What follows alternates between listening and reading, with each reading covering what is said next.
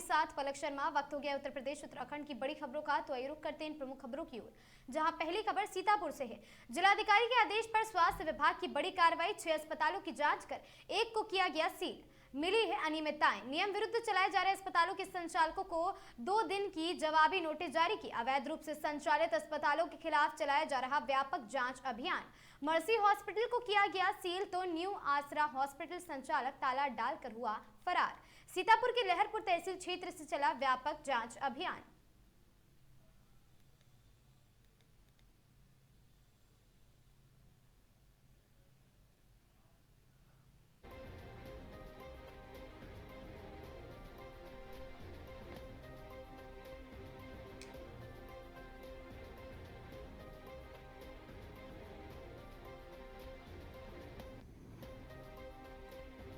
कानपुर में बन रहा है देश का दूसरा वॉक एवं श्रवण संस्थान। उत्तर भारत का पहला वॉक एवं श्रवण केंद्र 180 करोड़ की लागत से हो रहा है निर्माण।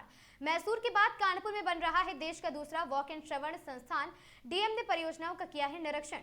बोलने और सुनने से जुड़ी समस्याओं के इलाज, विशेष शिक्षा और साथ ही शोध क्षेत्र में कानपुर की राष्ट्रीय स्तर पर नई पहचान उसे मिलने जा रही है।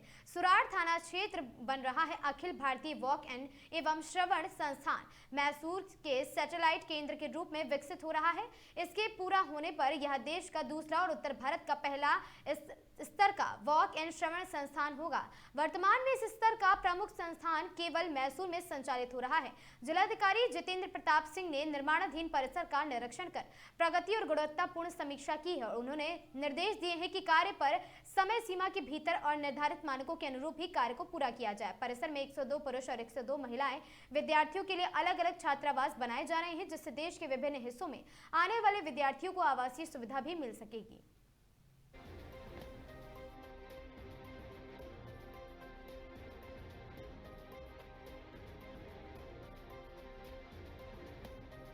जनपद कानपुर नगर में all India institute of speech and hearing का जो एक सैटेलाइट कैंपस बन रहा है, जो कि नॉर्थ इंडिया में अपने किस्म का अकेला होगा, जो कि ये मैसूर में अभी है all India institute of speech and hearing, जो कि भारत सरकार के स्वास्थ्य मंत्रालय के अधीन आता है। उसके क्रम में यहाँ सुरार गांव में कानपुर में करीब 180 करोड़ की परियोजना है।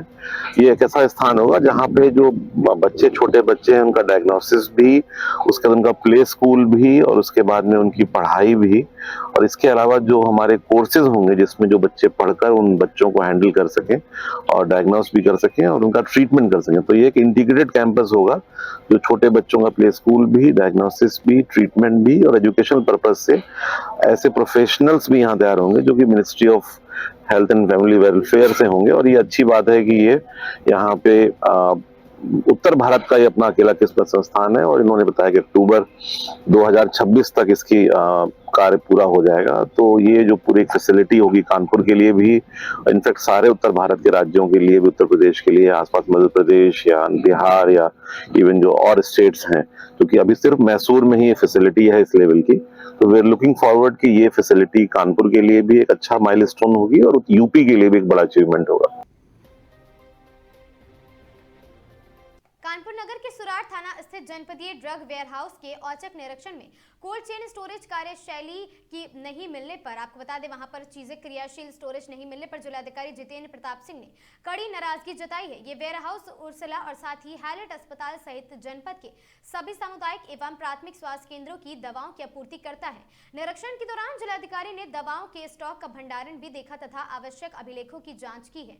उन्होंने भंडारण व्यवस्था को मानकों के अनुरूप बनाए रखने और साथ ही दवाओं की उपलब्धता सुनिश्चित करने के निर्देश दिए। इस दौरान उन्होंने मेडिकल सप्लाई और साथ ही कॉर्पोरेशन के प्रबंधन निदेशक डॉक्टर उज्जवल कुमार आईएएस से दूरभाष पर वार्ता कर उन्हें वस्तु स्थिति से अवगत कराया है और आवश्यक कार्रवाई के लिए अनुरोध भी किया है। निरीक्षण के दौरान 2 कार्मिक आलोक कुमार और साथ ही सरोजनी देवी अनुपस्थित पाए गए। इस पर जिलाधिकारी ने दोनों का 1 दिन का वेतन काटने के निर्देश देते हुए स्पष्टीकरण प्राप्त किया है। साथ ही स्पष्ट किया है कि दवा भंडारण और आपूर्ति से जुड़े किसी भी स्तर की लापरवाही स्वीकार नहीं की जाएगी और सभी व्यवस्थाओं को निर्धारित मानकों के अनुरूप सुनिश्चित भी किया जाए।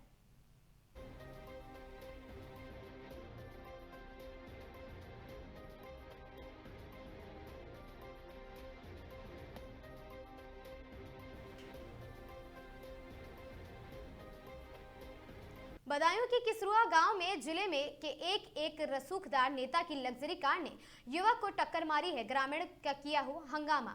बदायूं के थाना मूसाझाग क्षेत्र के बदायूं दातागंज मार्ग पर स्थित किसरुआ गांव के निकट बदायूं से जा रही एक रसूखदार नेता की बेकाबू लग्जरी कार ने रोड किनारे खड़े सत्येंद्र सिंह को टक्कर मार दी, जिससे युवक बुरी तरह घायल हो गया है। प्रत्यक्षदर्शियों के मुताबिक कार महिला चला रही थी। ग्रामीणों के मुताबिक कार में एक रसूखदार चर्चित नेता सवार थे। आक्रोशित भीड़ ने युवती और नेता की जमकर धुनाई कर दी है और युवक को टक्कर लगने के बाद कार पुलिया से टकरा गई है, वहां पूरी तरह क्षतिग्रस्त हो गई है। सूचना पर पहुंची पुलिस ने आनन फानन में घायल युवक और कार में सवार युवती और साथ ही चर्चित नेता को जिला अस्पताल में भेजा है। ग्रामीणों ने कार को क्षतिग्रस्त कर आगे नहीं बढ़ने दिया है। बताया जा रहा है ग्रामीणों ने कार कब्जे में ली है और पुलिस के लाख समझाने पर थाने नहीं ले जाने दिया है।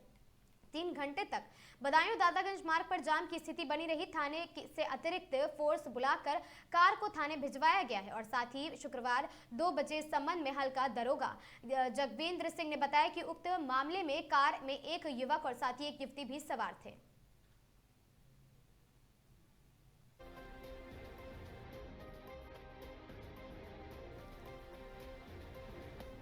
जौनपुर जिले के कोतवाली थाना क्षेत्र अहियापुर स्थित प्राइवेट अस्पताल में संदिग्ध परिस्थितियों में मौत हो जाने से पूरे इलाके में सनसनी फैल गई है। घटना की सूचना मिलते ही परिवार में मातम छा गया और घर पर लोगों की भीड़ जुट गई। आपको बता दें, परिजनों का रो रो कर बुरा हाल है। बताया जा रहा है कि मृतक डॉक्टर राजेश नागर 45 वर्षीय निवासी जलालपुर गांव थाना सराय ख्वाजा अचानक तबीयत बिगड़ने के बाद उसे इलाज के लिए अपने पचहटिया स्थित शकुंतला नर्सिंग होम ले जाया गया। उसके पश्चात उनको शहर के निजी अस्पताल BS उपाध्याय के यहां ले जाया गया है, जहां इलाज के दौरान चिकित्सकों ने मृत घोषित कर दिया। वहीं परिजनों का आरोप है कि लापरवाही के कारण मौत हुई है। वहीं घटना के बाद भी परिवार पर दुखों का पहाड़ टूट गया है और साथ ही आपको बता दें कि वहां पर कई लोगों की भीड़ भी जमा हो गई थी। इस मामले में अधिक जानकारी के लिए हमारे साथ हमारे संवाददाता रोहित चौबे जुड़ गए हैं। रोहित जी, बताइए कि आखिर क्या कुछ पूरा मामला है, जो वहां पर फिलहाल स्थिति क्या है और अस्पताल में हंगामा शुरू हुआ था, इस पूरे मामले को बताइए हमें। जी मैडम, तो बता दो कि कैसे थे और डॉक्टर राकेश ने 45 वर्ष की उम्र है। आनंद फानन में इन लोग हॉस्पिटल में लेके गए, जहाँ पर शकुंतला हॉस्पिटल से इनको रेफर किया गया। इन्होंने गए जहाँ के दौरान मृत्यु हो गई। परिजनों की आरोप है कि डॉक्टर की लापरवाही से इनकी मृत्यु हुई है। अब पुलिस ने शव को कब्जे में लेकर पोस्टमार्टम को भेज दिया गया है और विधिक कार्रवाई जारी है। जी, और पुलिस अधिकारियों की ओर से क्या कुछ कहना है कि सही कारण क्या है मौत का, इसका कब खुलासा हो सकेगा? जी, अभी तक पुलिस की ओर से कोई जवाब नहीं आया है। अभी तो बात करने की कोशिश किया था पुलिस अधिकारियों से, तो बोले कि पोस्टमार्टम रिपोर्ट आने के बाद ही पुष्टि किया जाए। जी, और बात परिजनों की करें और स्थानीय लोग या अस्पताल जो प्रशासन वहाँ पर मौजूद है, उन सभी का इस घटना पर क्या कुछ कहना रहा है कि किसकी लापरवाही के चलते काम हुआ है? जी, कि डॉक्टर की लापरवाही है। अगर डॉक्टर सही इलाज समय पर कर दिए होते तो हमारे जो कि बच जाते राकेश, लेकिन हमारे डॉक्टर द्वारा इलाज नहीं किया गया, इसी वजह से उनकी मृत्यु हो गई। जी, और क्या पूर्व में भी इस अस्पताल में ऐसी कुछ घटनाएं सामने आई है या पहली ऐसी कोई घटना है जो इस अस्पताल में, प्राइवेट अस्पताल में निकलकर सामने आई है? जी मैडम, मैं आपको बता दूं कि जौनपुर में BS उपाध्याय के यहाँ ये पहली घटना सामने आया है और कई हॉस्पिटलों में ऐसे घटना आ चुके हैं, जैसे विजयलक्ष्मी एक हॉस्पिटल है, उनकी यहाँ पत्नी की ऐसे कई जनपद में डॉक्टर हैं जो कि लापरवाही बराबर सामने आते रहते हैं। अब परिजन के आरोप पर फिर बाद में कोई अभी कार्रवाई नहीं। रोहित, तमाम जानकारी के लिए आपका बहुत बहुत धन्यवाद।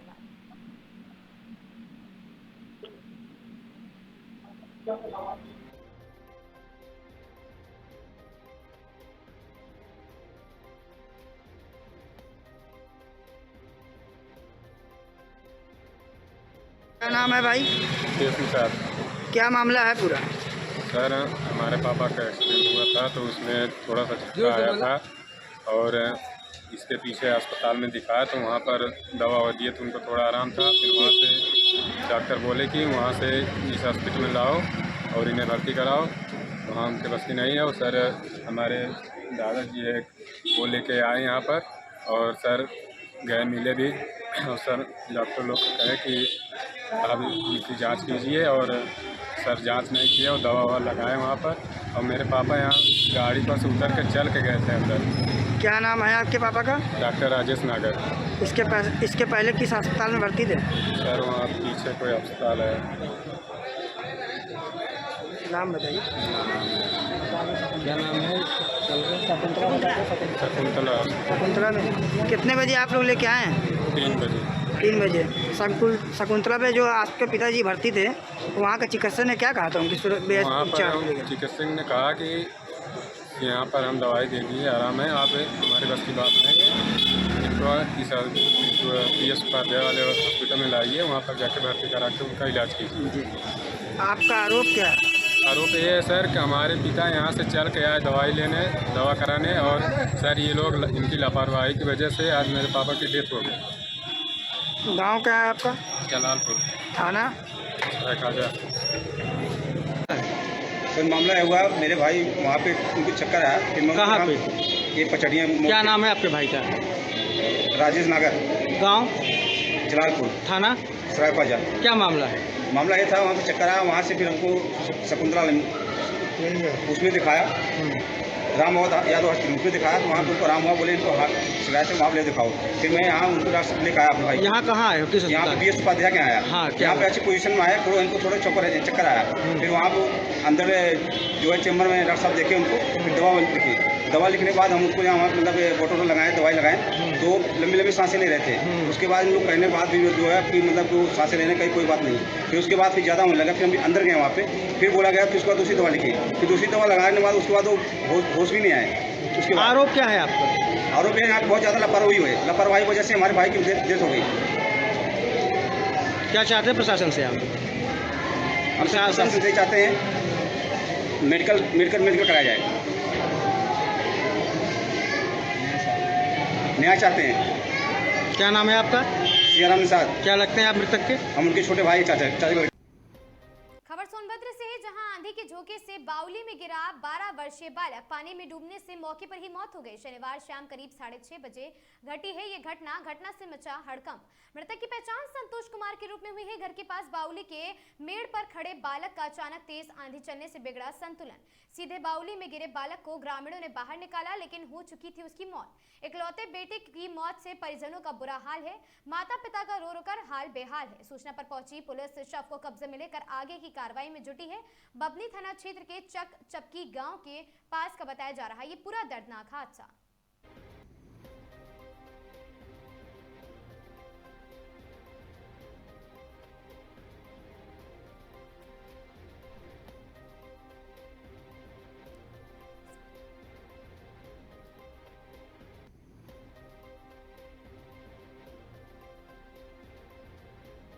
खबर सोनभद्र से है, जहां आंधी तूफान ने बरपाया है दुखद कहर। आकाशीय बिजली गिरने से 2 बच्चियों की मौत हो गई है। एक बच्चे का हाथ फ्रैक्चर बताया जा रहा। गांव में मचा हड़कंप। स्थानीय लोगों के अनुसार शाम आधी रात के दौरान हुआ है ये दुखद हादसा। आंधी के दौरान दोनों बच्चियां आम के पेड़ के नीचे आम बन रही आम वहां पर गिर गई। और साथ ही आपको बता दें, अचानक तेज चमक के साथ गिरी आकाशीय बिजली की चपेट में आने से मौके पर ही दोनों बच्चियों ने तोड़ा है दम। मृतकों की पहचान अर्चना 9 वर्षीय व आस्था 8 वर्षीय के रूप में हुई है। दोनों अलग अलग पेड़ों के नीचे मौजूद थी। पास में खड़ा हर्ष 12 वर्षीय भी चपेट में आया है। एक हाथ उसका भी फ्रैक्चर हुआ है।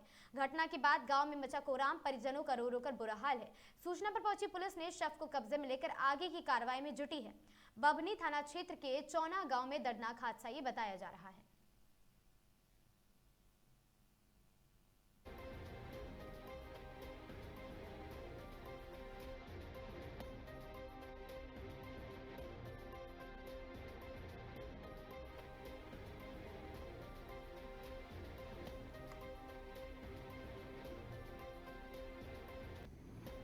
खबर कासगंज से है, जहां पटियाली विधानसभा के गांव रामपुरा में कादरगंज गंगा के पुल पर दुर्घटना में मासूम बच्चे एवं पति पत्नी की मृत्यु की सूचना पर शनिवार को पटियाली विधायक नादिरा सुल्तान ने मृतक के घर पहुंचकर उनके परिवार के साथ अपनी संवेदना व्यक्त कर श्रद्धांजलि दी है। आपको बता दें कि प्रशासन की ओर से प्रदत्त नियमानुसार सभी सुविधाएं मुहैया कराई जाएंगी। जहां भी उनकी जरूरत पड़ेगी वहां पीड़ित परिवार के साथ हमेशा खड़ी रहेंगी।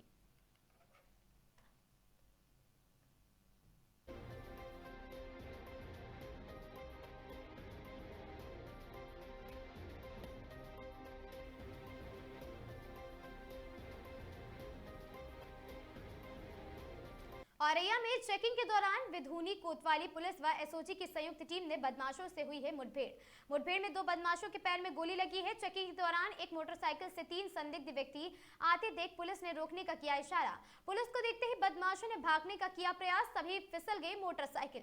जैसे ही फिसली बदमाश की बाइक तो बदमाशों ने पुलिस टीम पर किया है फायर और पुलिस ने भी चलाई आत्मरक्षार्थ गोली जो 2 बदमाशों के पैर में लगी है। पुलिस ने तीनों बदमाशों को किया गिरफ्तार। मुठभेड़ के दौरान पैर में गोली लगने से घायल हुए दोनों बदमाशों को पुलिस ने उपचार के लिए सीएचसी बिधूनी में कराया है भर्ती। बदमाशों ने पुलिस टीम को ऐसा बनाया निशाना कि उनके द्वारा चलाई गई गोली पुलिस की गाड़ी में जा लगी है। गिरफ्तार किए गए बदमाशों ने कुछ दिन पूर्व जेब कतरी की घटनाओं को भी दिया था अंजाम और यह जनपद के बिधूनी कोतवाली क्षेत्र के गपचरिया पुलिस के पास हुई है ये पुलिस मुठभेड़। दिनांक 2/5/2026 को जनपद औरैया में पुलिस अधीक्षक महोदय द्वारा बॉर्डर चेकिंग स्कीम लगाई गई थी, जिस क्रम में बिधुना थाना क्षेत्र गणेशपुर नामक स्थान पर जो कन्नौज और औरैया जनपद का बॉर्डर है, इंदरगढ़ थाना और बिधुना थाने के बॉर्डर पर चेकिंग की जा रही थी। पुलिस टीम द्वारा चेकिंग के दौरान देखा गया 3 व्यक्ति एक मोटरसाइकिल सवार आते हुए बदनपुर की तरफ दिखाई दिए।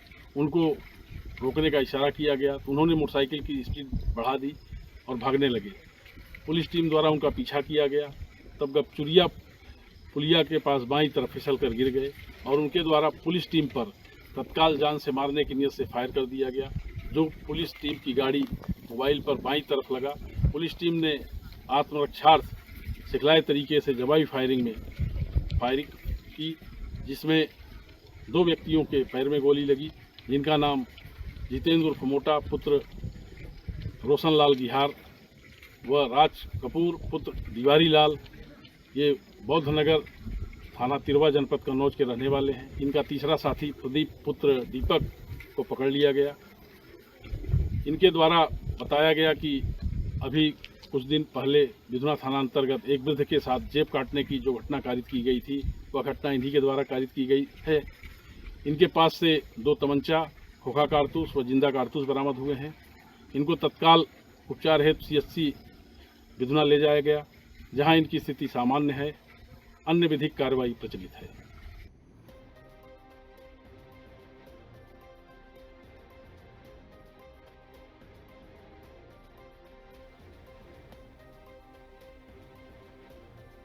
पंडित दीनदयाल उपाध्याय नगर मुगलसराय में कॉमर्शियल गैस सिलेंडर के दाम बढ़ने पर सकल विधायक प्रभु नारायण यादव ने भाजपा सरकार पर निशाना साधा है। आपको बता दें, उन्होंने कहा कि इस बढ़ोतरी से आम आदमी की सबसे ज्यादा नुकसान झेलना पड़ रहा। विधायक यादव ने बताया है कि कॉमर्शियल सिलेंडर की कीमत लगातार बढ़ती जा रही है, इससे दुकानदार और साथ ही सभी होटल संचालक प्रभावित भी हो रहे हैं।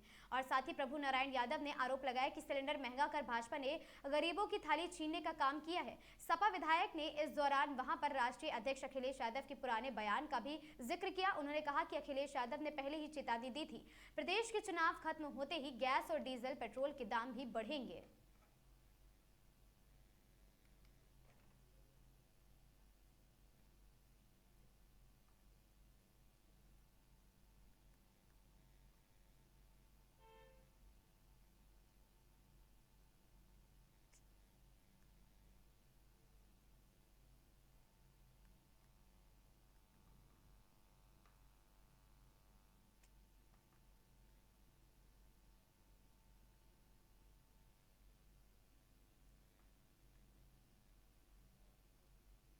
₹93 से, उसके लिए क्या कहेंगे आप?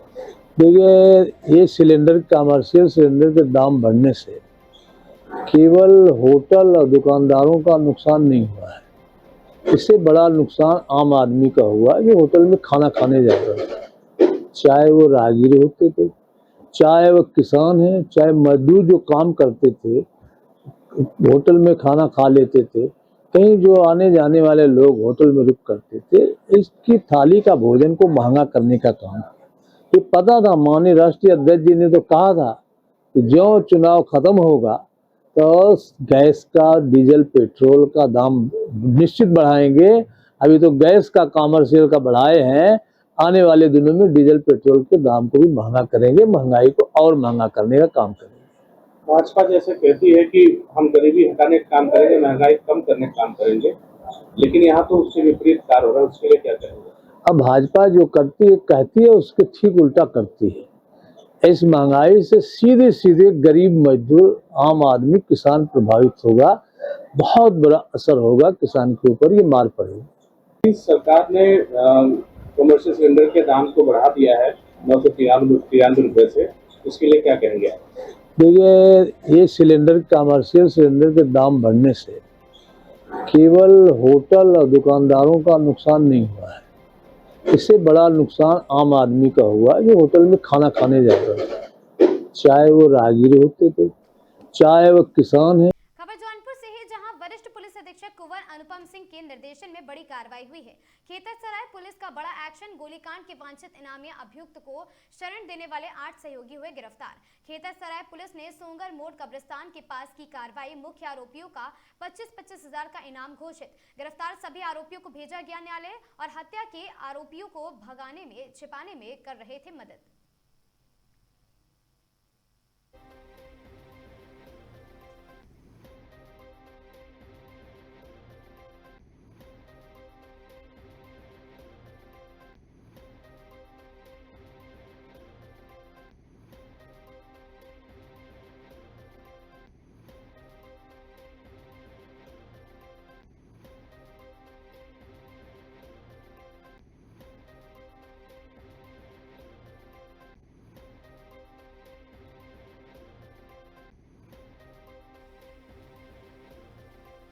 खबर औरैया से है, जहां महिला रोजगार योजना के नाम पर महिलाओं से ठगी करने वाले गिरोह का भंडाफोड़ हुआ है। साइबर थाना पुलिस ने 2 शातिर अभियुक्तों को किया गिरफ्तार। सिलाई सेंटर खोलने और नौकरी दिलाने का झांसा देकर करते थे ठगी। महिलाओं के नाम पर लोन और ई-स्कूटी, इन्वर्टर समेत अन्य सामान को हड़पते थे ये आरोपी। पुलिस ने आरोपियों के कब्जे से ई-स्कूटी, मोबाइल फोन, इन्वर्टर और 107 आधार कार्ड की प्रतियां की हैं बरामद। अब तक 10 से 12 लाख रुपए की ठगी आने की बात सामने आई है। साइबर थाना पुलिस जांच में जुटी।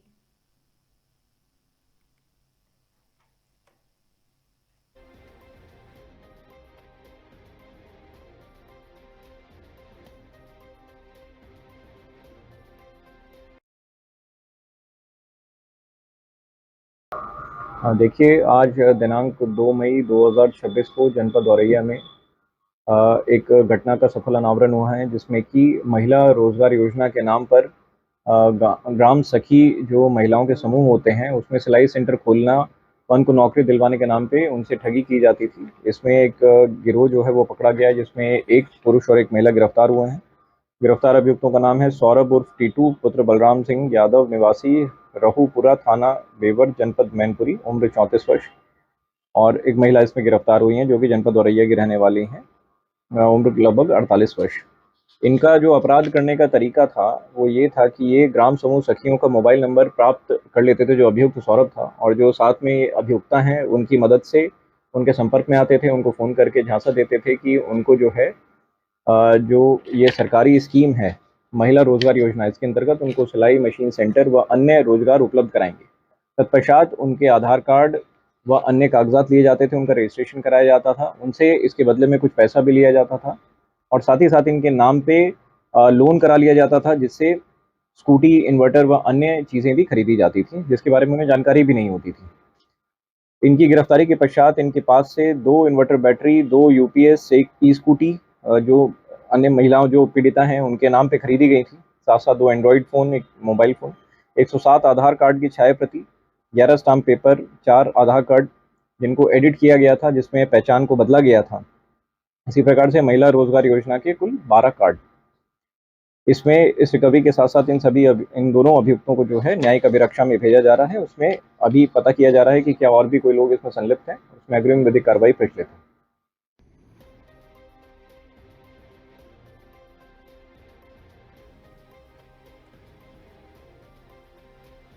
खबर सिद्धार्थनगर से, जहां 16 घंटे की मशक्कत के बाद पानी की टंकी पर फंसे दोनों युवकों को किया गया हेलीकॉप्टर से रेस्क्यू। सुबह 5:20 पर घटनास्थल पर पहुंचा गोरखपुर से सेना का हेलीकॉप्टर। करीब 15 मिनट तक चला ये रेस्क्यू ऑपरेशन। रेस्क्यू कर सेना के जवान लेकर दोनों को गए गोरखपुर। पानी की टंकी का दोनों तरफ से पहले पानी की टंकी को तक पहुंचने के लिए बनाई जा रही थी वैकल्पिक सड़क।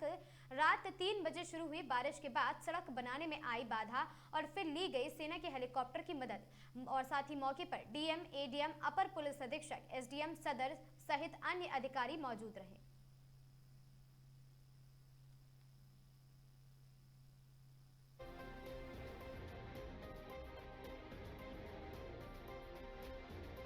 परेशानी आई और आफ्टर ऑल कैसे क्या हुआ? इसमें हम धन्यवाद देते हैं माननीय मुख्यमंत्री जी कार्यालय से, जहां से कोऑर्डिनेशन करके आज गोरखपुर एयरफोर्स की टीम यहाँ पे सुबह उपलब्ध हुई और हम लोगों ने बच्चों को सक्सेसफुली रेस्क्यू किया है। अब उन लोगों का इलाज भी से कराया जाएगा। सर 16 घंटे लग गए, मतलब ऐसा कहा जा रहा है कि क्या ये डिसीजन अगर कुछ पहले हो जाता? नहीं, ये रोड बनाने हमारी पूरी गोरखपुर से फायर की टीम आई थी जिसके पास सारे इक्विपमेंट्स थे, बट क्योंकि कल मौसम भी खराब था और जैसा आप देख रहे हैं मिट्टी बहुत दलदल है, तो उस वजह से वो गाड़ी नहीं अंदर आ पाई थी। तो और बच्चों को उसी दौरान जितना भी बच्चों के लिए पानी और कुछ स्नैक्स की व्यवस्था हम लोगों ने करा दिया था ड्रोन के माध्यम से, और बच्चे भी स्वस्थ है। अभी उनकी इसके उपरांत उन लोगों का एक रूटीन चेकअप भी किया जाएगा। जिलाधिकारी डॉक्टर राजेंद्र पैसिया एवं पुलिस अधीक्षक कृष्ण कुमार विश्नोई की अध्यक्षता में तहसील चंदौसी की सभागार में संपूर्ण समाधान दिवस का आयोजन किया गया। संपूर्ण समाधान दिवस में जिलाधिकारी ने शिकायतकर्ताओं की समस्याएं सुनकर मौके पर ही अधिकारियों को निर्देश देते हुए कहा कि शिकायतें लंबित नहीं रखी जाए, शिकायतों को गंभीरता से लिया जाए और साथ ही संपूर्ण समाधान दिवस के दौरान पुलिस विभाग से संबंधित शिकायतों को सुना एवं पुलिस अधीक्षक ने संबंधित थाना अध्यक्षों को निस्तारण के निर्देश दिए हैं। तहसील चंदौसी में आए प्रार्थना पत्रों को लेकर जिलाधिकारी ने कहा कि समस्त शिकायती पत्रों को संज्ञान में लेते हुए संबंधित अधिकारी गंभीरता पूर्वक एवं गुणवत्तापूर्ण 100% निस्तारण करना सुनिश्चित करे। तो वहीं जिलाधिकारी के द्वारा भ्रमण भी किया गया। निरीक्षण के दौरान जिलाधिकारी ने कॉलोनी में अवैध रूप से रह रहे लोगों के खिलाफ कार्रवाई करने को लेकर संबंधित को निर्देश दिए हैं। जिलाधिकारी ने कहा कि कॉलोनी में कोई भी व्यक्ति अवैध रूप से ना रहे, अगर कोई रहता है तो उसके खिलाफ FIR की कार्रवाई सुनिश्चित की जाए। जिलाधिकारी ने कॉलोनी की साफ सफाई एवं मरम्मत को लेकर संबंधित अधिकारियों को निर्देशित किया कि उन्होंने कहा है कि कॉलोनी में CCTV कैमरे भी लगाए जाएं, जिससे सुरक्षा व्यवस्था पर नजर रखी जा सके।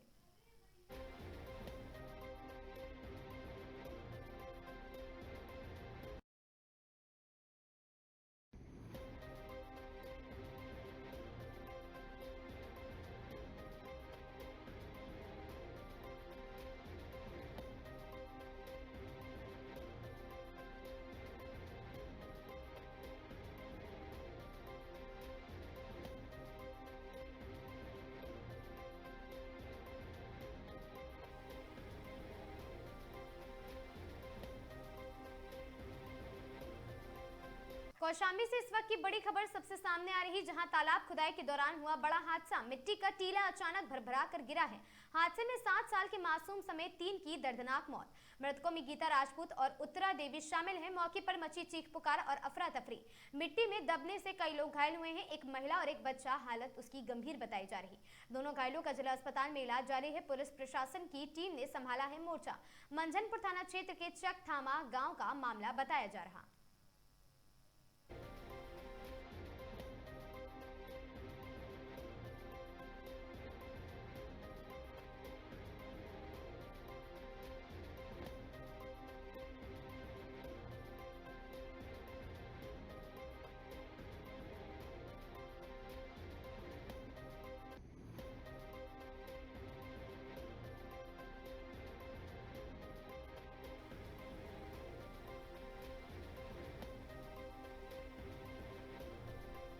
खबर सोनभद्र से है, जहां जनपद पुलिस का ऑपरेशन ऑल आउट के तहत रात्रि चेकिंग अभियान।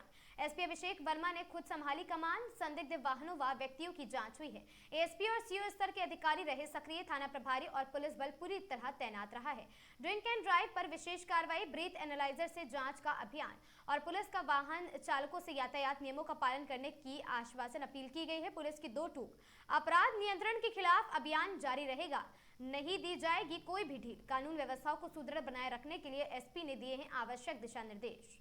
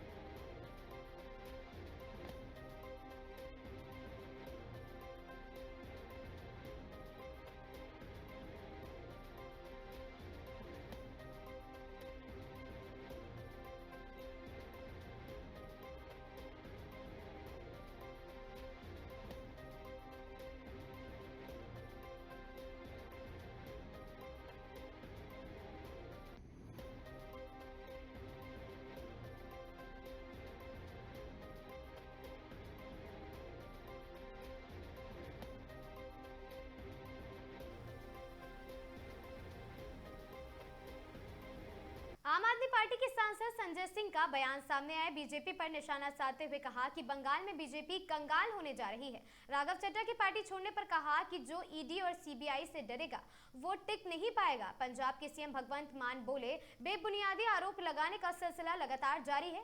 ये कोई पहली बार नहीं है, पहले भी उन पर आरोप लगाते रहे हैं लोग। और साथ ही मर्चेंट चैम्बर में चल रहा है आम आदमी पार्टी का संगोष्ठी कार्यक्रम। सांसद संजय सिंह ने संगोष्ठी में गाया गाना भारत देश है मेरा।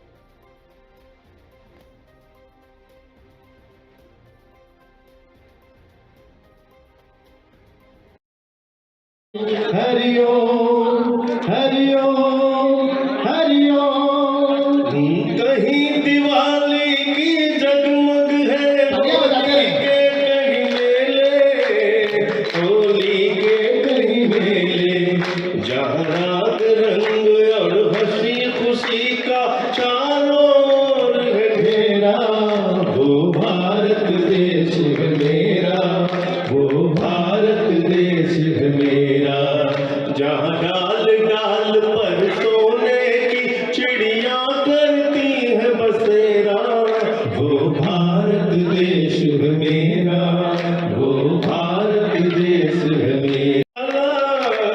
राना एक बाला, जहाँ सूरज सबसे पहले आकर डाले अपना डेरा, वो भारत देश है मेरा, वो भारत देश है मेरा, जहाँ डाल डाल पर सोने की चिड़िया करती है बसेरा, वो भारत देश है मेरा, वो भारत देश है मेरा। अलबेलों की इस घर। देखिए, आज यहाँ के मर्चेंट चैम्बर हॉल में देश के वर्तमान हालात के बारे में एक विचार गोष्ठी रखी गई है, जिसमें अलग अलग दलों के लोग शामिल हो रहे हैं, कुछ बुद्धिजीवी भी आ रहे हैं। रघु ठाकुर जी जो समाजवादी चिंतक हैं, वो इस कार्यक्रम के मुख्य अतिथि हैं, और राजेश सिंह जी जो इसके कार्यक्रम के आयोजक हैं, हमारे साथी अनुज शुक्ला जी, राजतोष सेंगर जी, हमारी पूरी जिले की टीम आम आदमी पार्टी की, दूसरे दलों के भी लोग, कांग्रेस हो, सपा हो, सारे लोग इस कार्यक्रम में शामिल हो रहे हैं। तो अच्छी पहल है, अच्छी कोशिश है कि सब लोग कम से कम एक बातचीत शुरू करें, जो वर्तमान मुद्दे हैं लोगों के सामने, उसके बारे में चर्चा करें। लगातार आम आदमी पार्टी में देखने को मिल रही है, आपके जो लोग हैं वो कहीं ना कहीं भारतीय जनता पार्टी में जा रहे हैं। देखिए, जो ईडी से डरेगा, सीबीआई से डरेगा, जो भारतीय जनता पार्टी की गुंडागर्दी से डरेगा, वो उनके साथ मिल जाएगा, और जो उनके खिलाफ डट के लड़ेगा वो आम आदमी पार्टी के साथ खड़ा है, पहले भी खड़ा था, आज भी खड़ा है। भगवंत मान का एक टुकड़ा बड़ा ऐसे भगवंत मान के बारे में ऐसे 50 बार ये लोग अफवाह फैला चुके हैं, साजिश कर चुके हैं, इन चीज़ों को कोई मतलब नहीं। बंगाल चुनाव में क्या कुछ करेंगे? बंगाल चुनाव में बीजेपी कंगाल होने जा रही है, उसका पता। खबर बदायूं से है, जहां कोतवाली बिसौली की हरदासपुर गांव के पास शनिवार की रात करीब 1 बजे युवक की मौत हो गई है। बताया जा रहा है कि युवक मैथा की सिंचाई कर वापस लाइन पार कर अपने घर जा रहा था। घटना की जानकारी देर रात्रि परिजनों को लग गई। खबर मिलते ही परिजन हक्के बक्के रह गए। पुलिस की सूचना पर पहुंची कोतवाली पुलिस ने शव को कब्जे में लेकर रविवार को शव को पोस्टमार्टम के लिए भेज दिया। कोतवाली बिसौली के गांव हरदासपुर निवासी योगेश मौर्य 27 वर्षीय पुत्र किशन लाल युवक कल देर रात 1 बजे करीब मैथा की सिंचाई करके अपने घर जा रहे थे। तभी हरदासपुर गांव से 100 मीटर पहले युवक खेत से वापस अपने घर आ रहे थे। लाइन पार कर रहा था, तभी माल गाड़ी से टकराकर युवक की मौत हो गई है। युवक खेत में कर रहा था काम और साथ ही रात 2 बजे के करीब परिवार के लोगों को घटना की जानकारी हुई है।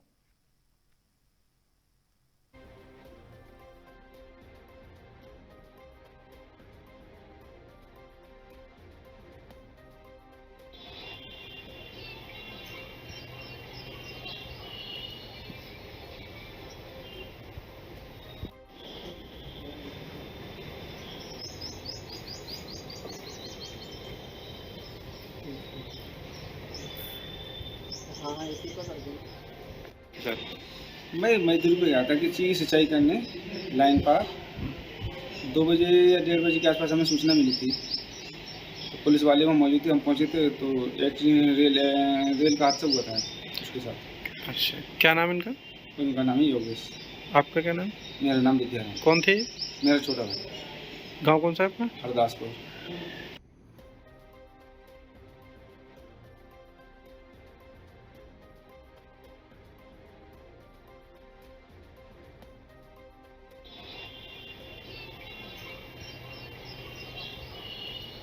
रुड़की की मंगलौर विधानसभा में किसानों के मसीहा एवं प्रधानमंत्री चौधरी चरण सिंह की हरजौली जट गांव में मूर्ति अनावरण भव्य कार्यक्रम में मुख्य अतिथि पहुंचे हैं और राष्ट्रीय लोक दल के राष्ट्रीय अध्यक्ष जयंत चौधरी भारी संख्या में क्षेत्र में जनता ने किया है प्रतिभाग और साथ ही किसानों के मसीहा कहे जाने वाले पूर्व प्रधानमंत्री चौधरी चरण सिंह की मंगलौर विधानसभा की हरजौली जट गांव में मूर्ति का अनावरण किया गया, जिसमें भारी संख्या में क्षेत्र की जनता ने प्रतिभाग किया। वहीं कार्यक्रम में पहुंचे मुख्य अतिथि राष्ट्रीय लोक दल के राष्ट्रीय अध्यक्ष एवं कैबिनेट मंत्री उत्तर प्रदेश सरकार जयंत चौधरी, उनके द्वारा विधिवत रूप से चौधरी चरण सिंह की मूर्ति का अनावरण किया गया। वहीं उत्तराखंड 2027 चुनाव को लेकर बोले कि एनडीए गठबंधन के माध्यम से उत्तराखंड में पार्टी को मजबूत करने के लिए पूरा प्रयास किया जा रहा है। वहीं जयंत चौधरी ने शिक्षा का जिक्र करते हुए कहा कि उत्तराखंड राज्य में 281 स्कूलों को पीएमश्री का दर्जा दिया गया है। वहीं किसानों की समस्याओं को लेकर बोले कि सरकार के द्वारा गाने का रेट बढ़ाया गया है और साथ ही उत्तर प्रदेश में 5 रुपए से ज्यादा उत्तराखंड में भी किसानों को मिल रहा है। वहीं राष्ट्रीय लोक दल नेता उबैदुर रहमान उर्फ मोंटी ने कहा कि हमारी पूरा हाजी परिवार चुनाव के लिए नहीं बल्कि समय जनता के लिए बीच लगातार बना रहता है।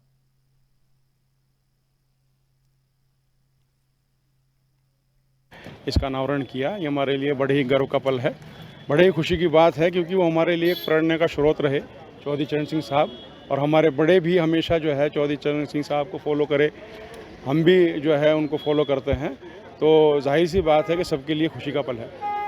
क्या लगता है 2027 की तैयारी चल रही है? देखिए, फिलहाल तो आज तो मूर्ति अनावरण का प्रोग्राम था, लेकिन राजनीतिक दल से हैं तो देखो आप समझते हैं कि दूसरे लोग इसका ये मतलब भी निकालते हैं भाई राजनीतिक। लेकिन मैं आपको बताऊं कि हमारे चौधरी साहब और हमारी पूरी टीम, हमारी पूरी आरएलडी परिवार हमेशा से ही लोगों के बीच में रहता है, चाहे चुनाव हो या चुनाव ना हो। तो चुनाव तो जब होगा टाइम पर लड़ा जाएगा। क्या लगता है कि बिल्कुल जो है चौधरी साहब ने आपके सामने संकेत भी दिए कि चौधरी साहब एक्सपेंशन चाहते हैं। हर कोई चाहता है कि भाई मेरी जो है उन्नति हो, हमारी परिवार की उन्नति होगी, उसमें विधायक बढ़ेंगे तो ज़्यादा से ज़्यादा जो है संख्या में लोगों के काम हो पाएंगे, ज़्यादा से ज़्यादा हम लोगों के पास जो है संपर्क बना पाएंगे, उनकी समस्याओं को हल कर सकेंगे। देखिए, मैंने पहले भी बताया, ये तो हाईकमान का डिसीज़न है। आज जो है केंद्र सरकार में और यूपी में भाजपा और राष्ट्रीय लोकदल का गठबंधन है। त्यागी जी जब हमारे यहाँ आए थे उन्होंने क्लियर किया था कि भाई आने वाले समय में उत्तराखंड में भी बात होनी है, तो ये तो हाईकमान की बात है, वही सही तरीके से बता पाएगी। देखिए, जब किसी से कोई बातचीत होती है तो सभी जगह होती है, लेकिन मैं इसमें ज़्यादा टिप्पणी नहीं कर पाऊँगा, ये तो हाईकमान की बात है। हर किसी का अधिकार है जो है, इस देश में लोकतांत्रिक देश है, हर किसी का अधिकार है, वो तैयारी कर सकता है। अब कौन चुनाव लड़ेगा कौन नहीं लड़ेगा ये तो जो है आने वाला वक्त बताएगा। क्या लगता है कि पार्टी पूरी तरीके से मजबूत है। आपने देखा कि इतने शॉर्ट पीरियड में भी हज़ारों की संख्या में लोग यहाँ उमड़े थे और एक झलक पाने के लिए लोग जो है चौधरी साहब की उतारू थे, एक दूसरे से जो है। बहुत अच्छा लग रहा है, बहुत पुराने लोग, उत्तराखंड के लोग मिल रहे हैं और यहाँ का कल्चर बिल्कुल एक ही सटे हुए इलाके से एक ही है, तो पड़ोसी एक दूसरे का ध्यान भी ख्याल भी रखते हैं। खेती देखी, किसान देखे, चौधरी चरण सिंह जी की बात करी और उनकी बात सुनने का अवसर मिला। यहीं गांव में हरजौली जट में बहुत प्यार के साथ चौधरी चरण सिंह जी की मूर्ति यहाँ गांव वालों ने लगाई। मेरा साधुवाद। उत्तराखंड में कितनी सीटों पे नामांकन चुनाव लड़ेगा? सीटों का भी आज का कोई मसला नहीं। मेरे बगल में हमारे युवा साथी खड़े हैं जो अभी पार्टी ज्वाइन किए, इनकी पुरानी विरासत है। मेहनत करेंगे तो इस काम में जितनी ज़्यादा मेहनत करोगे संबंध बनेंगे, रिश्ते बनेंगे, लोगों के बीच जाओगे। और बाकी राजनीति में निर्णय अल्टीमेटली वोटर लेते हैं, तो जब चुनाव होगा तब ये फैसले किए जाएंगे। चुनाव बीजेपी लड़ेगी या आरएलडी? नहीं, देखो मैं चाहता हूँ, मैं पार्टी का अध्यक्ष हूँ, मेरी कोशिश रहेगी, हम एनडीए के घटक दल हैं और हम अपनी पार्टी को मजबूत कराएं। अच्छा, आगे कार्यक्रम में देखा गया है आप पहुंचे थे राष्ट्रीय अध्यक्ष आप पार्टी के, लेकिन आज जो संख्या है वो बहुत कम दिखेगी। कहाँ पे? नहीं क्या देखो आज 30,000 लोग हैं, बाहर भी खड़े हैं। नहीं आज सामाजिक काम है। अब ये हमारे कार्यकर्ताओं को जिम्मेदारी सौंपी जाएगी, छोटी छोटी जिम्मेदारियों को अपने कंधों पे लें, संवाद करें, लोगों के बीच जाएं। हमारी कोई नई पार्टी नहीं है, यहाँ के लोग अच्छी तरह भली भांति जानते हैं किसानों की भी समस्याएं हैं, और अभी जिस मैं विभाग में हूँ मेरी कोशिश है कि नौजवानों को विकसित किया जाए। प्राइमरी स्कूल की बात करें तो प्राइमरी स्कूल में कार्यक्रम था, प्राइमरी स्कूल की जो हालत है वो अभी मैं आपको बताना चाहता हूँ, यूडाइस एक प्लेटफॉर्म है जो स्कूल अपना डेटा एंटर करते हैं, उसकी समीक्षा होती है, राज्य सरकारों के माध्यम से उसे कंपाइल किया जाता है। और अभी बात बता लें दो, अभी परख राष्ट्रीय सर्वेक्षण में भी मैं लगातार उत्तराखंड का आंकड़ा देखता हूँ या हरिद्वार जिले का मैं आंकड़ा देखता हूँ, कुछ सुधार जरूर हुआ है ड्रॉप आउट रेट में। प्राइमरी लेवल और सेकेंडरी स्कूल लेवल पे आप ड्रॉप आउट रेट देखेंगे तो उसमें सुधार हुआ है। और बाकी 281 यहाँ पीएम श्री स्कूल जो एक उपलब्धि उत्तराखंड के लिए 281 स्कूलों को पीएम श्री का दर्जा दिया गया है, उसमें भी स्कूलों के विकास में निवेश होगा। पिछले 2 वर्ष में 4 केंद्रीय विद्यालय यहाँ दिए गए हैं, तो जैसे केवीएस और एनवीएस का विस्तार होगा, उस नेटवर्क को एक्सपेंड किया जाएगा, तो अच्छी गुणवत्ता की शिक्षा जो है गांव देहात में लोगों को मिलेगी। किसान इतनी बात करते हैं लेकिन देखिए 30 रुपये पहले यूपी ने बढ़ाया, हमारे जो है प्रतिवेदन को वहाँ उत्तर प्रदेश में योगी जी ने समझा, किसान के दर्द को, पीड़ा को समझा और किसानों को राहत दी, और उसी तर्ज पे दिसंबर महीने में फिर उत्तराखंड ने भी 30 रुपये रेट बढ़ाया है, बल्कि यूपी के मुकाबले आपके यहाँ 5 रुपये फालतू मिल रहा है। अब यह है कि पेमेंट समय पे हो, जो कानूनी प्रावधान है 14 दिन में सही उचित भुगतान हो पाए, ये प्राइवेट मिल को जो है उस पर दबाव बना के राज्य सरकार से सुनिश्चित करें। बाकी यहाँ पॉपुलर भी लगाया है, यहाँ धान की बड़ी पैदावार होती है, गेहूं की कुछ कम हुई, कई चीज़ों पे हमने मंच पे जो किसान मेरे साथ बैठे थे, बुजुर्ग थे, मैं उनसे पूछ रहा था और मुझे बड़ी जानकारी दे रहे। मुस्कुराते रहो, मुस्कुराता हुआ मोंटी। Thank you. रामनगर में तमंचे के बल पर राहगीरों को रोककर लूट की वारदात को अंजाम देने वाले 3 बदमाशों को रामनगर पुलिस ने दबोच लिया है। पुलिस ने आरोपियों के कब्जे से 3 अवैध तमंचा, वारदात में शामिल स्कूटी और साथ ही लूटी गई नकदी बरामद है। पुलिस की इस कार्रवाई के बाद इलाके में सक्रिय लुटेरे गिरोह का पर्दाफाश होने से हड़कंप मचा हुआ है। जानकारी के अनुसार मालधन चौड़ निवासी सुरजीत सिंह ने 29 अप्रैल को कोतवाली रामनगर में तहरीर देकर बताया था कि वह अपने पुत्र के साथ वाहन संख्या UK 18N7913 से हाथी डंगर से घर लौट रहे थे। इसी दौरान 2 स्कूटियों पर सवार 4 युवकों ने उनका पीछा कर रास्ते में वाहन रुकवा लिया और साथ ही आरोप है कि बदमाशों ने तमंचा तानकर दोनों के साथ मारपीट की और जब जेब में रखे 10,000 रुपए व मोबाइल फोन लूट कर फरार हो गए हैं। घटना की सूचना मिलते ही पुलिस महकमे में हड़कंप मच गया और मामले की गंभीरता को देखते हुए एसएसपी डॉक्टर मंजुनाथ टीसी ने आरोपियों की जल्द गिरफ्तारी के निर्देश दिए हैं। इसके बाद सीओ सुमित पांडे व कोतवाल सुशील कुमार के नेतृत्व में विशेष टीम गठित कर बदमाशों की तलाश भी शुरू कर दी गई है। पुलिस ने आरोपियों के कब्जे से 3 अवैध तमंचे, 315 बोर घटना में शामिल स्कूटियां और साथ ही 7,200 रुपए नगद बरामद किए हैं। बरामदगी के आधार पर तीनों के खिलाफ आर्म्स एक्ट के तहत अलग अलग मुकदमे दर्ज किए गए हैं और पुलिस ने आरोपियों को न्यायालय में पेश किया है, जहां से उन्हें जेल भेज दिया गया है।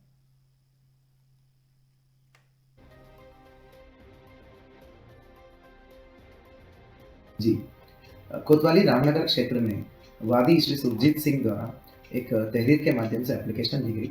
वो उनका द्वारा अवगत कराया गया कोतवाली पुलिस को कि जब वो और उनके पुत्र जो रामनगर क्षेत्र में स्कूटी पर सवार होकर जा रहे थे, तब 2 स्कूटियों पर, 2 अन्य स्कूटियों पर, पीछे से 2 अन्य स्कूटियों में 4 अज्ञात लोगों द्वारा आकर उनके साथ मारपिटाई करते हुए, तमंचा एवं अवैध असलाहों को लहराते हुए, अवैध असलाहों के दम पर उनसे मारपीट और 10,000 रुपए का लूट का घटना को कारित की गई। इस सूचना को हमने अत्यंत संवेदनशीलता से साथ लिया। थाना रामनगर, कोतवाली रामनगर पुलिस जो है बहुत लगन और मेहनत के साथ जो है सीसीटीवी, मैनुअल और टेक्निकल विभिन्न साक्ष्यों के आधार पर घटना का अनावरण के लिए जुट गए हैं। एसएचओ सुशील कुमार, चौकी इंचार्ज वीरेंद्र बिष्ट और सीओ रामनगर सुमित और मनोज कत्याल जो एसपी हल्द्वानी है, इन सभी का टीम्स एक्टिवेट हो गया था और आज जो है सफलतापूर्वक इस घटना का अनावरण हुआ है। कुल मिला के 3 अभियुक्तों को, इस घटना में शामिल 3 अभियुक्तों को गिरफ्तार कर लिया गया है। आयुष, अनिल और प्रिंस और इन तीनों अभियुक्तों से घटना से लूटी गई 7,200 रुपीज, 3 अवैध तमंचे और घटना में प्राइक स्कूटी, ये सब चीजों को बरामद किया गया है। हमारा ये शुभकामनाएं हैं पूरी टीम को और 1500 रुपए का कैश रिवॉर्ड की घोषणा हम करते हैं। आज ऋषिकेश में फिर से जबरदस्त बारिश और ओले पड़े हैं, जिससे लोगों को गर्मी से राहत हुई है। अगर बात करें मौसम विभाग के अनुमान, तो देहरादून, टिहरी, गढ़वाल, उत्तरकाशी के कुछ अलग अलग स्थानों पर, डोईवाला, विकासनगर और साथ ही सहिया, चक्राता, हनोल, मोरी, मसूरी और साथ ही धनोल्टा, चंबा, प्रतापनगर तथा आसपास के क्षेत्रों में हल्की से मध्यम बारिश, ओलावृष्टि के साथ गरज, चरबक, बिजली, तेज हवाएं, 40 से 50 किलोमीटर प्रति घंटा तेज बारिश की संभावना जताई जा रही थी। मौसम विभाग की भविष्यवाणी सच साबित हुई है। यात्रा का सीजन होने के पहले से ही लोगों को काफी परेशानियों का सामना करना पड़ा है। सीजन में यहाँ पर गाड़ियों की बहुत आयात में भीड़ होती है और काफी लोग पैदल रहते हैं, ऋषिकेश घूमने निकले जाते हैं और साथ ही जिसकी वजह से उन लोगों को बरसात की वजह से सर छुपाने के लिए भी जगह शरण लेनी पड़ती है। इस बेमौसम की बारिश से व्यवसाय भी प्रभावित हुआ है और साथ ही आपको बता दें किसानों की फसलों को भी नुकसान पहुंचा है।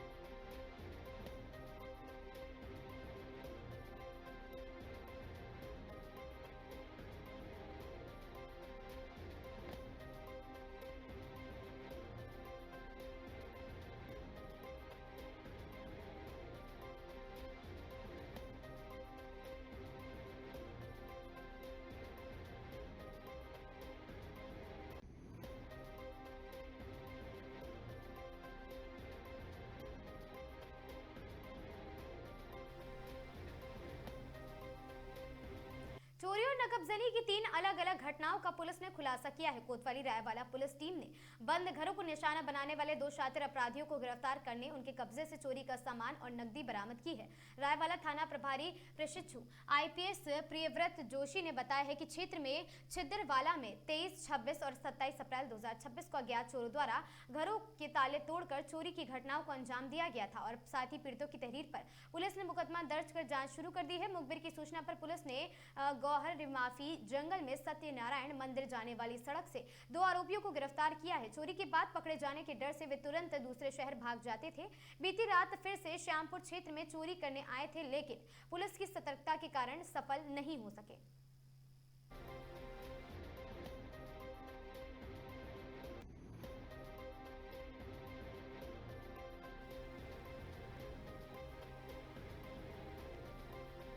इन खबरों में आज के लिए बस इतना ही। ऐसी खबरों से लगातार जुड़े रहने के लिए बने रहें हमारे साथ और देखते रहें आगाज टाइम्स।